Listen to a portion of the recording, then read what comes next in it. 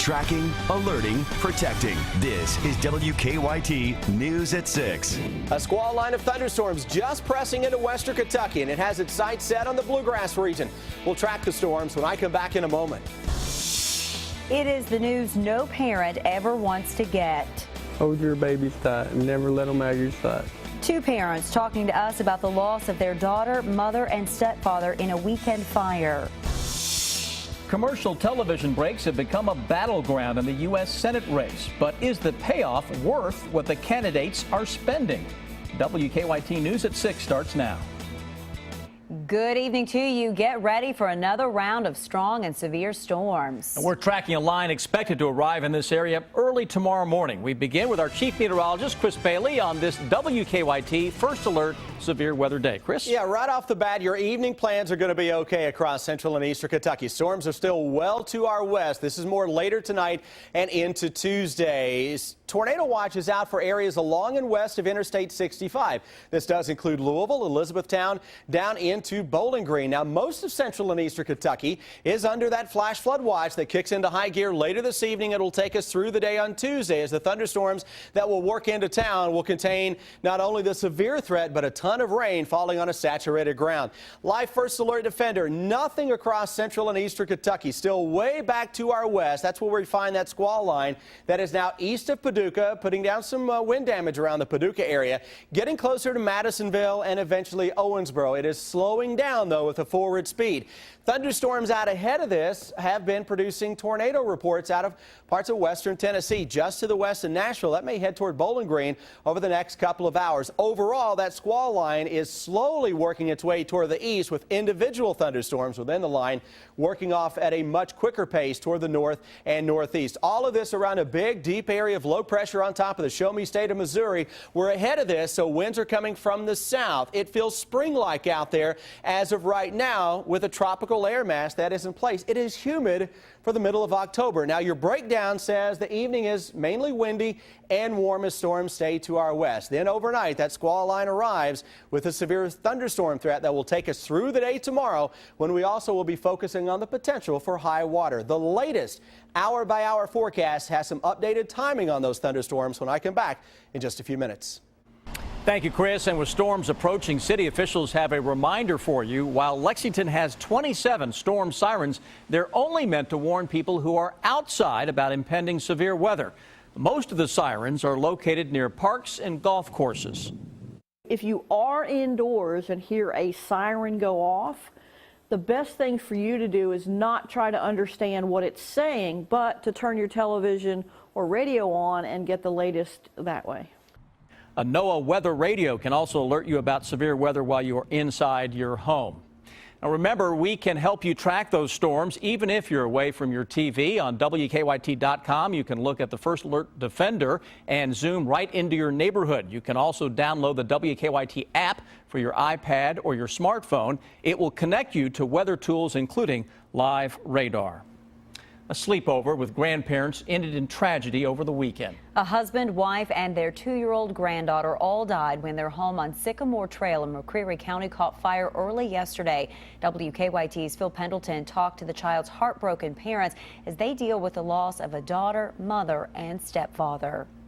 Just before 2-year-old Shaylin Crabtree went to her grandparents' house Saturday night, We kissed her and hugged her and told her we loved her. yet Timothy Crabtree and Bobby Duncan never thought that would be the last time they would see their bundle of joy. I wish I would have made her stay home. Early Sunday morning, they received the news no one ever wants to hear. Crabtree's daughter, Shaylin, his mother, Lisa Perkins, and his stepfather, David Perkins, all three were found in the back bedroom of the trailer. The ventilation couldn't escape. The smoke kept them knocked out, and they suffocated. State police believe the cause of the fire will go down as something accidental, possibly an electrical problem. The family also tells me they question if maybe a heater was to blame for the fire. The heater may have gotten too hot or may have tipped over or something. Her parents don't understand why the person that gave them and their family so much joy is now gone. She was the happiest baby ever. She can make you feel happier than anybody in this world could ever make you feel. Crabtree says the loss has made him realize how to never take anything or anyone for granted. If I can get a message out to anybody out there, hold your babies tight and never let them out of your sight. That tomorrow is not ever guaranteed. State police did investigate, but they say no foul play is suspected. In McCreary County, Phil Pendleton, WKYT. McCreary Funeral Home in Whitley City is handling arrangements for all three. An accused sexual predator went before a judge this afternoon. The hearing for Grant Bertram was continued until October 24th. Investigators say he traveled from Lexington to Florida to have sex with a girl between the age of 12 and 16. According to an arrest warrant, Bertram met the girl while playing the online game World of Warcraft. He is charged in Florida with lewd battery and traveling to meet a minor. Police say a teenager took a dump truck on a joyride across the state. Police tell us the 15-year-old stole the dump truck from Barron County last night. We're told he made it to Nicholasville, where someone spotted him pumping gas and called 911. Police say the teenager drove away from them all the way to Richmond, where they caught him at exit 87 off I-75. He'll be charged with receiving stolen property. Vandals keep targeting an elementary school, and the principal has had enough. Officials at Stanford Elementary say they arrive each Monday to find damage to their playground. Until the vandals can be caught, the principal is hoping the community can help out. WKYT's Mark Barber has more in a story that's new at 6. The principal of the Stanford Elementary School says vandals have targeted this playground before, but the damage has never been this bad. I'm told that the vandals have broken swings, they've written vulgar words on playground equipment, and they've even started tearing up this padding covering the cement. It's absolutely horrendous, really. I mean, for students to come out here on a daily basis and want to use this playground, it should be a safe place. And when I can't provide that for my students, it's concerning. Principal Brandy Hahn says most of the damage is fixed for now. It's something pretty much every weekend when we come back in. She tells us she is frustrated because this space was designed to be enjoyed, not destroyed. The time and the manpower to take those things down and put them back up, plus the cost of the equipment and getting it fixed, it's a pretty hefty price tag. Hahn says the playground isn't only for her 500 elementary students, it's also open to the community. So she's hoping their neighbors will now help them protect the playground. We're just trying to raise awareness so people can help us keep an eye out for it. We try to do the best we can, and hopefully with the community's help we can get this taken care of. Hahn tells me police have stepped up patrols in the area, hoping to stop the vandals from hitting the playground again. In Stanford, Mark Barber, WKYT. School officials say that some teachers would like to add sidewalk games like hopscotch to spruce up the playground this spring. It is a showdown in Kentucky's U.S. Senate race. Republican Senator Mitch McConnell and Democratic challenger Allison Lundergan Grimes will be face-to-face tonight for what's likely their only debate. That debate begins at 8 tonight on KET. It's a very close race. In the most recent Bluegrass poll released last week, Grimes had a 2-point lead over the senator. Many of the issues surrounding tonight's debate have been playing out during commercial breaks for the past weeks. WKYT's Miranda Combs sat down with a political analyst to examine the ads and to find out if they work.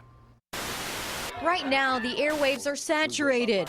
Not much chance of making it through a commercial break without seeing this woman. I'm Allison Lundergan Grimes. Or this man. We turn to Senator Mitch McConnell. They're hoping that one of these messages will stick, that one of these messages will be the one that takes that voter who's undecided, who's sitting on the fence, and brings them into their camp. Sam Youngman, political reporter for the Lexington Herald Leader, says the race between Democrat Allison Lundergan Grimes and Republican Mitch McConnell is up to about $70 million in spending.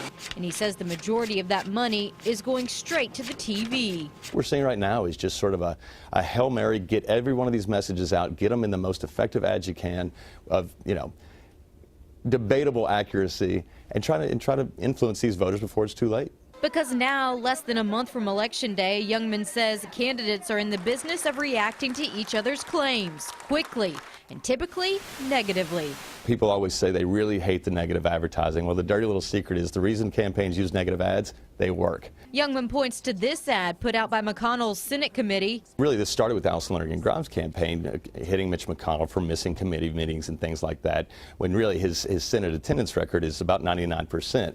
And you've got Allison Lonergan Grimes, who's never missed a Board of Elections meeting, but her parking space sits empty every day. So really what you see is, they're both pointing one finger at each other while three fingers are pointing back at them. Youngman says right now it's a back and forth game of reacting and getting your message out, like this one from Grimes. What we saw in the skeet shooting ad was a really concerted effort by Allison Lonergan Grimes to put distance between herself and the president. At one point, she turns to the camera and she says, "I'm not Barack Obama." It's the most forceful she's been in trying to push that message, and the question becomes, did she do it too late? Youngman says the saturation of ads won't stop, but believes they may stop getting results. I'm not sure that at some point it doesn't reach a point of diminishing returns. And coal is making another appearance as an issue in recent ads. A non-scientific WKYT.com poll conducted over the weekend found the majority of those responding said there is too much emphasis on coal. Interesting. Every time you turn around, it seems like there's another new ad. It's amazing how fast they can crank these out. And Youngman says that's what they're doing right now. They're just waiting to get ready to react to the next ad and bust another one out. And that's how it's going to be for the next 3 weeks. Get ready for it, right? Miranda, thank you. Okay, if you are one of the thousands in the Big Blue Nation eagerly awaiting Friday's Big Blue Madness, you might find trying to watch it from home maddening. Fans unable to make it inside Rupp will have to do so on ESPNU or ESPN3. WKYT's Kristen Kennedy explains the change. Big Blue Madness tips off inside Rupp Arena Friday night, and for the first time in 20 years, no local television station will air it live. It will be carried on ESPN3, and there will also be live look-ins on ESPNU on their ESPNU Midnight Madness show, which runs from 6 to 9, I believe. John Hayden with UK Athletics says they're doing all they can to make sure fans get to watch their favorite players Friday. There will be a link set up from UKathletics.com on the front page, and it'll push fans to ESPN3. ESPN3 is the online ESPN channel. Fans can enter their cable provider information to log on and watch Big Blue Madness in its entirety.